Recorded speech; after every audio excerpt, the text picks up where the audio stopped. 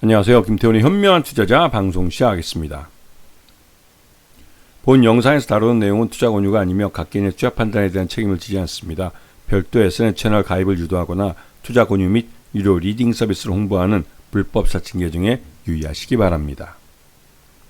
자, 오늘은 올릭스에 대해서 말씀드리겠는데요. 이 회사는 아시다시피 요번에 아주 큰 건을 라이센스 아웃하는데 성공해서 세계 1위 시가총액의 제약사인 일라일리라는 미국 회사에다가 이 회사가 개발하고 있는 대사 이상 지방 간염 마취 치료제라고 그러는데요. 이쪽에 관련된 이게 이제 호주에서 임상 일상하고 있는 그 신약 후보 물질인데 이 부분을 라이센스 아웃하는데 성공했습니다. 그 규모가 거의 9천억 원대이기 때문에 거의 1조 원에 육박하는 그런 신약 후보 물질을 라이센스 아웃한 건데, 일단 이런 라이센스 아웃에 대해서는 이 계약금과 마일스톤으로 운영이 되지만 그 계약금 규모나 마일스톤을 공개를 하진 않죠. 총액으로 지금 보니까 한 9천억이 넘는 돈을 이제 수령할 거라고 그러는데, 이렇게 되면 이번에 임상 일상이 끝나면 아마도 이제 이 조건에 맞춰서 이 계약금이 지급되지 않을까 생각이 드는데, 왜냐하면 이 일라일리와 계약을 맺었다고 하면서 계약금 규모도 공개하지 않기 때문입니다. 왜냐하면 이 마일스톤 같은 경우는 연구가 진행되는 과정에서 연구 성과가 나오는 것, 이걸 보고 그 마일스톤을 지급을 하게 되는데, 이게 이제 연구 성과가 나쁘면 이 반환도 합니다.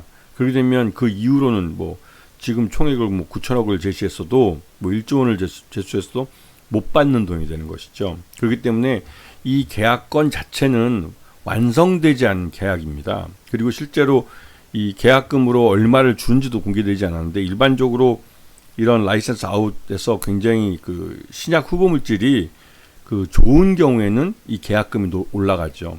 왜냐하면 계약금이 높아질수록 이 상대방이 계약을 이행해야 될 의무가 이제 강해지기 때문에 그렇습니다. 왜냐하면 이게 진짜 좋은 신약이면 다른 제약사가 중간에 끼어들어서 내가 그 손해보상하는 거 내가 물어줄 테니까 이거 나한테 넘겨라, 라이센스 아웃해라 라고 요구하는 경우도 있습니다. 그럴 경우에는 계약금이 적을 경우에는 그 계약금에 대한 손해배상을 포함해서 그냥 이 계약 이전, 그러니까 라이센스 아웃 대상을 바꿀 수가 있는 것이죠.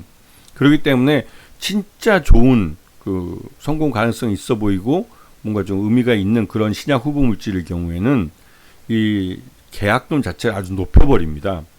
그렇게 해서 이 초기에 계약금을 이제 아주 좀 상대방이 부담 느낄 정도로 많이 지급을 해가지고 상대방이 함부로 마음을 못 변하게 하도록 만드는 것이죠.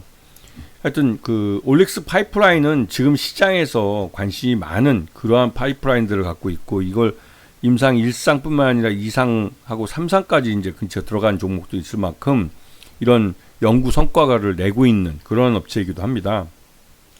그래서 지금 라이센스 아웃 계약을 보면 건성 및 습성 환방면선 치료제는 이미 호주에 있는 업체한테 이제 라이센스 아웃한 적인데, 이거는 얼마 전 작년 2024년 그때 이제 계약을 종료했죠. 종료하면서 이 반환을 받았습니다. 그러면서 이제 이건에 대해서는 이제 기술 사용료가 그러니까 이 마일스톤이 발생하지 않죠.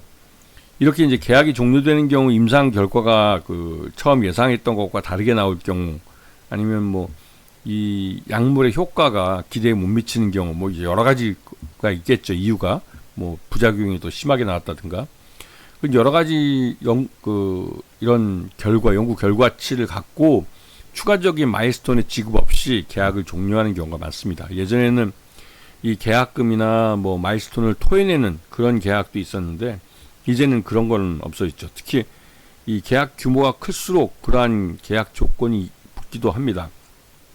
그리고 그거 외에도 심혈관 치료제나 대사질환 치료제 이런 것들에 대해서 중국 쪽에 이제 이런 라이센스 아웃을 하기도 했고요.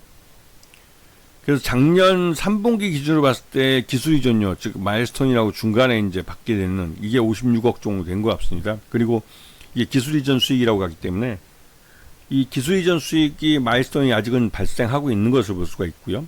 그 외에는 없습니다.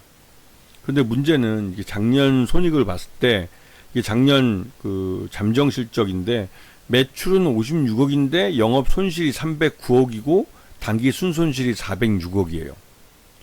이 정도 되면 이건 좀 문제가 있는 겁니다. 왜냐면 이 매출 규모보다 훨씬 더 큰 돈을 투자하고도, 그러니까 기존에 이제 그러니까 이 실제로 손실을 이렇게 크게 보고 있다 그러면 라이센스 아웃 피를 요번에 1분기 거를 이제 요번 실적 발표할 때 나오면 아마 그 실적에다 발표가 될 텐데요. 공개될 텐데, 이 매출 외형이 이렇게 뭐 이런 그 9천억짜리면 한 그 900억 뭐 이 정도를 받아야만 이거는 흑자를 낼 수 있는 그런 구조를 보여줍니다. 그래서 실제로 이 올릭스가 제대로 수익을 낼 수 있는 기업인지에 대한 의문점도 들기도 하고요. 그리고 최대주 특수관계인 포함해서 지금 최대주 지분이 20.92%인데 이게 전부 거의 뭐 이동기 대표 그 대표의 물량으로 이제 확인할 수가 있는 것이고, 그 5% 이상 지주에 이제 미래에셋이 이름을 올렸는데, 미래에셋은 이제 전환사채를 주식으로 전환하면서 이름을 올리게 된 걸로 보입니다. 그래서 이쪽은 지금 이 미래에셋은 바로 이제 지난번 1월 31일 날 미래에셋 자산운용에서 이제 지분 공시를 한 걸 봤는데요. 그래서 이제 이게 94만 2천 주에서 87만 9천 주로 해서 딱 9%가 무너졌습니다. 그러니까 5%가 무너졌습니다. 5%. 5% 룰에 따라서 단 한 주만 이동을 해도 그 공시를 해야 되고, 5% 미만으로 떨어지면 그런 공시 의무가 없어져요. 이 말뜻은 이 미래에셋 자산운용이 갖고 있는 오릭스 지분을 거의 대부분 다 팔았을 가능성이 크고, 특히 2월 초에 주가가 급등했을 때 그때를 노리고 대부분 매각했을 가능성이 높다는 것이죠. 자, 그래서 요번에 그 올릭스가 이 대사 이상 지방 간염이라는 마쉬라고 그러는데요.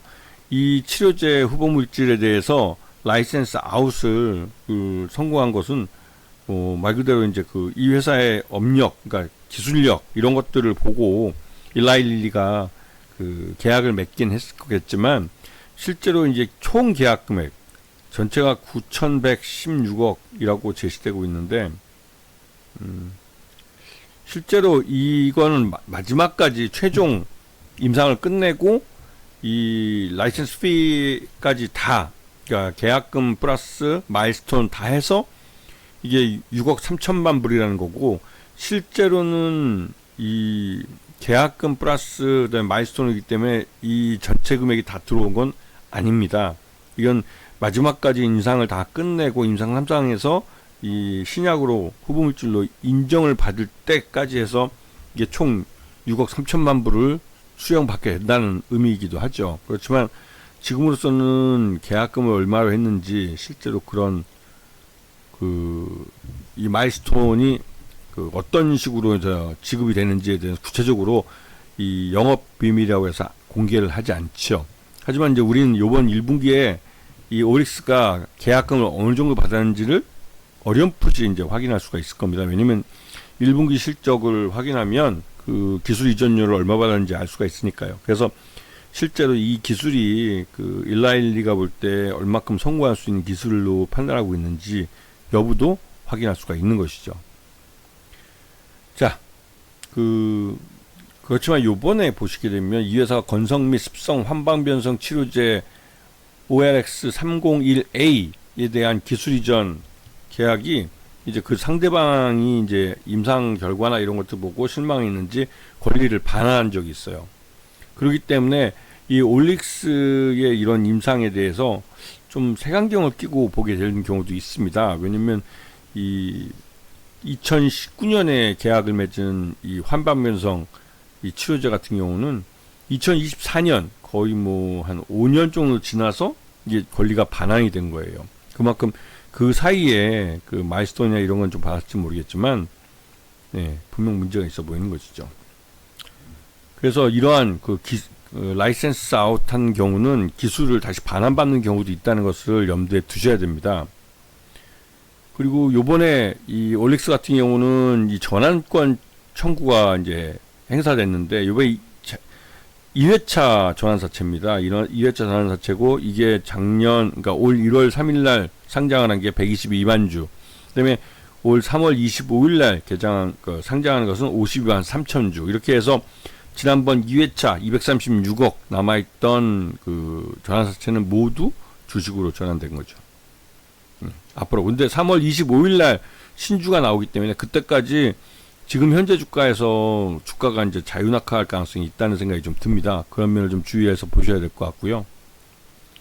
그리고 이 대사 이상 지방간염 마취 치료제는 우리나라 내에서도 동아에스티나 D&D 파마텍, 일동제약, HK 이노텍 이런 이노엔 이런 회사들이 같이 개발을 하고 있기 때문에 실제로 이제 마취 치료제에 대한 기대감이 굉장히 큰 것이죠. 2026년에는 약 34조 원 규모로 시장이 클 거라고 그래서 여기에 대한 투자를 우리 국내 제약사들이 많이 하고 있습니다.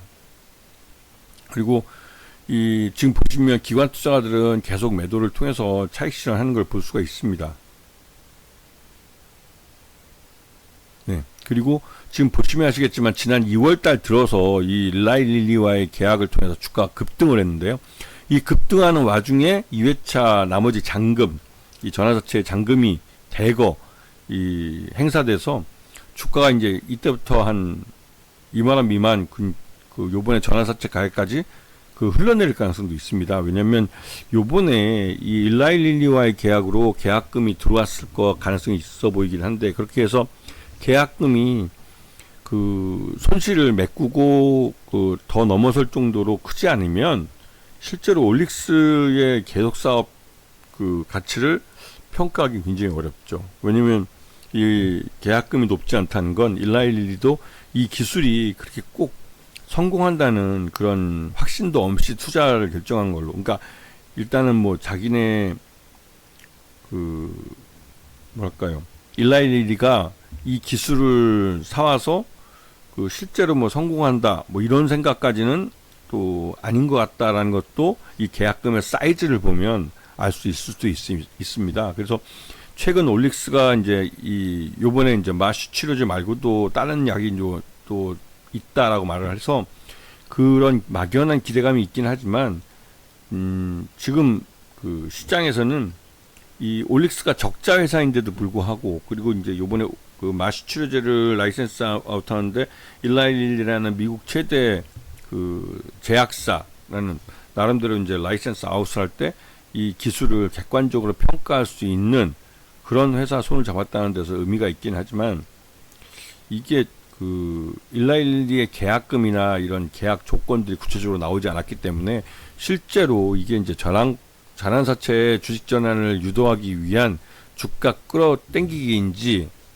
또 이런 부분을 좀 살펴봐야 될 겁니다. 그리고 앞에서 설명드렸지만 지금 2회차 전환사채 한 50만 주가 지금보다 훨씬 싼 가격 13,000원 정도 되는 가격에 지금 전환사채 전환이 되었기 때문에 실제로 올릭스 주가는 상대적으로 좀 당분간 하락할 가능성이 있죠. 왜냐면 이 물량을 지금 전환사채 물량을 소화를 해야만 주가가 반등다운 반등이 나왔지 않을까라는 생각이 좀 들기 때문에 그렇습니다. 그래서 바이오주들 같은 경우는 주가를 끌어올릴 때 이런 전환사채의